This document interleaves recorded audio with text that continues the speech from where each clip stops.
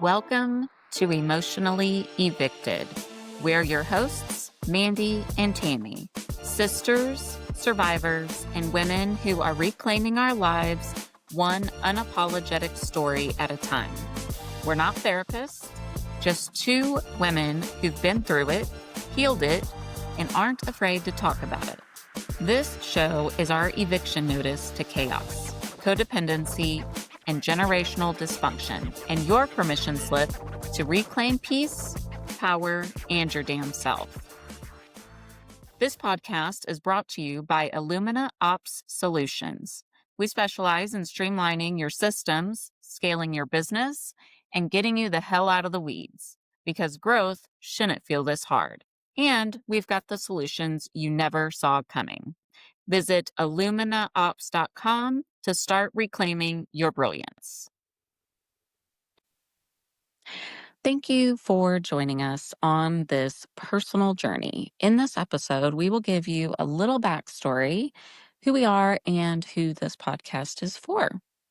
Where do you think we should start? I say we start from the beginning. Our childhood, how we were brought up. We had active, addictive parents, or a parent for sure. There was definitely a lack of instability, lack of maternal guidance. And all that definitely bled over into adulthood, into our relationships, parenting for sure. And just our drive for perfection and our success in our careers. Yeah, I think that's where we need to start at. All right, yeah, that definitely sounds good to me. So maybe we talk about emotional eviction in itself. The definition, or how we define it, really is removing yourself from environments, relationships, roles that were costing you your peace. Yeah, and just reclaiming your identity and your worth and your voice. You don't have to identify with your surroundings and how you're brought up, your environment. Like, you are your own person, and that does not define you at all. Yeah, exactly. This podcast is your permission slip and your mirror. 100%. 100%. Yeah. I say the lease is up on people pleasing, performing, fixing, and shrinking. Yep, 100%. And I think a lot of women will be able to identify with that, and especially women who have had, similar experiences as us growing up with, either addictive parents or, whatever the situation was, really strict parents. Yeah. And then choosing, terrible life partners as you keep going. Trying to be nice. Exactly. You know, you just sometimes you feel a little bit alone, and especially when you start choosing some of these partners and then realizing really who they are. I don't wanna say, you feel stupid, but you almost just feel, ashamed, I'm the only person who could be this stupid to fall for this, and we're hoping that this will kinda shed some light for women that you are not alone. You're not the only person out there who's made these choices, and a lot of times you were almost conditioned that way, especially growing up in certain environments. It's just True. what you know. So, yeah. Yeah. And I mean, that's the whole reason that we made this podcast, because we've had these conversations between us for years. Every time we get on the phone, it could basically be one of these episodes. And so we just want to bring it to our audience here and tell our truth, right? Yes. 100%. Yeah, because I don't know how many times, even though we grew up in the same household, same environment, we've gotten on the phone and start, like, kinda comparing stories or situations, and, it never fails to amaze me how we're, like, almost surprised that we're having the same experiences or Right. same thought patterns about certain situations, whether it's our relationships or parenting. And yeah, it just really made us realize, like, okay, we cannot be the only people out there in the world who are experiencing this. So definitely want to share it and bring some humor to it, some realness, Yes. like just not sugarcoating it, putting it all out there so women can sit back and just really be like, yeah, I totally identify with that shit. And Yeah. damn, like, that's literally what we say all the time. Anytime we're talking on the phone, we're like, "Damn, never thought about it like Yes. that," and we always walk away so much more enlightened and yeah. Exactly. Exactly.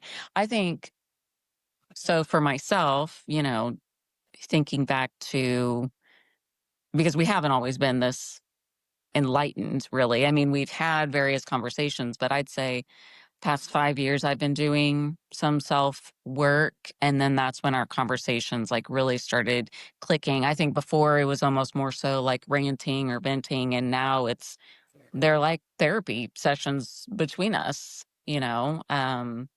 definitely since we've both been on this journey. You've been on your journey, what, couple years now? I'd say definitely 2 years. I've been, like you said, not so much the venting, just, like, more looking internally, like, "Okay, why am I doing this or having this reaction?"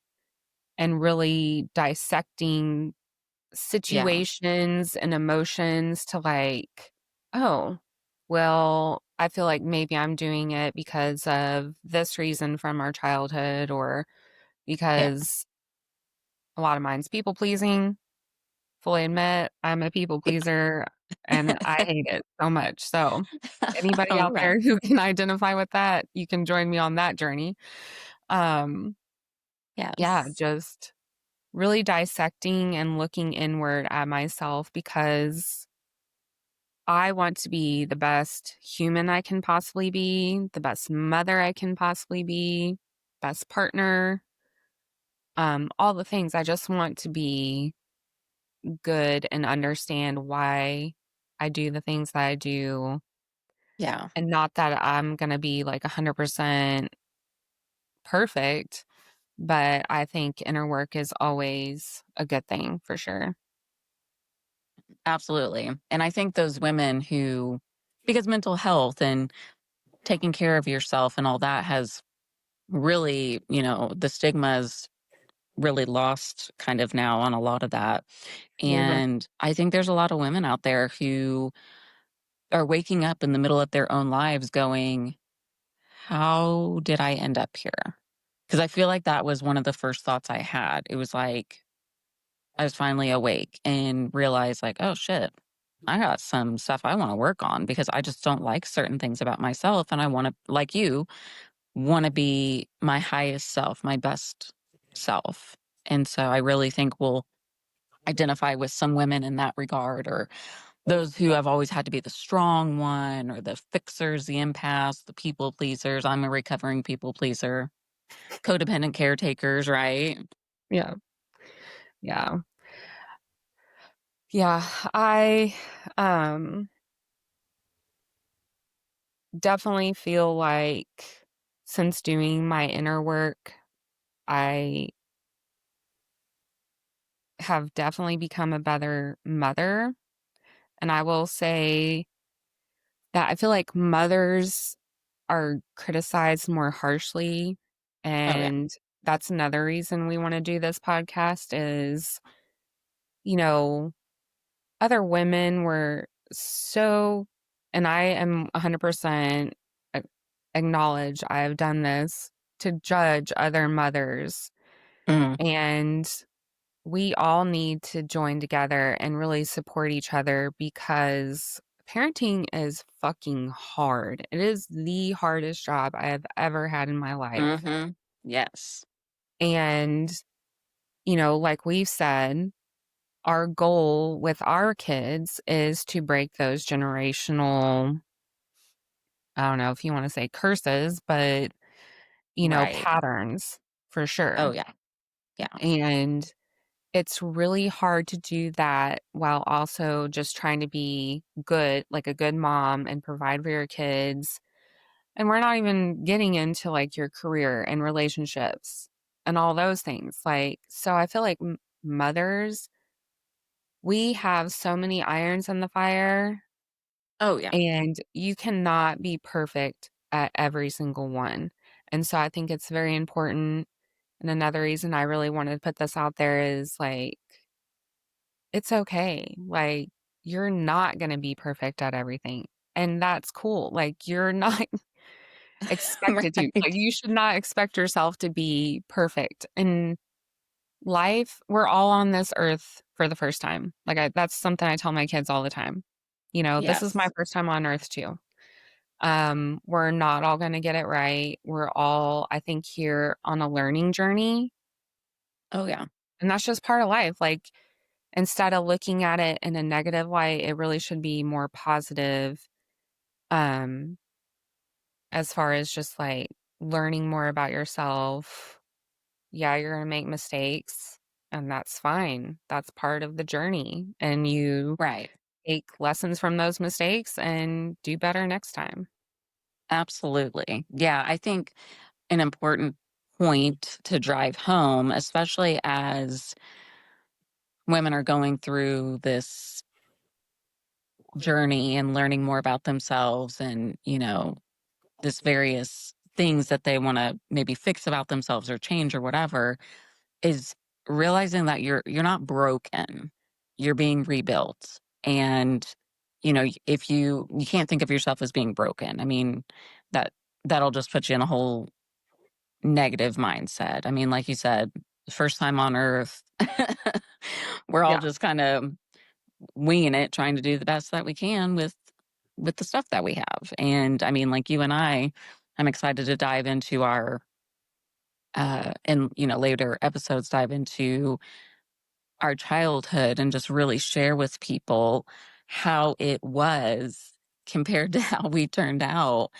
And I mean, that's one of my favorite stories to tell people because they're just like, how how how did you come from that? And then you're like this productive CEO, you have your master's degree, you have a great job. I mean, we're just like killing it in life.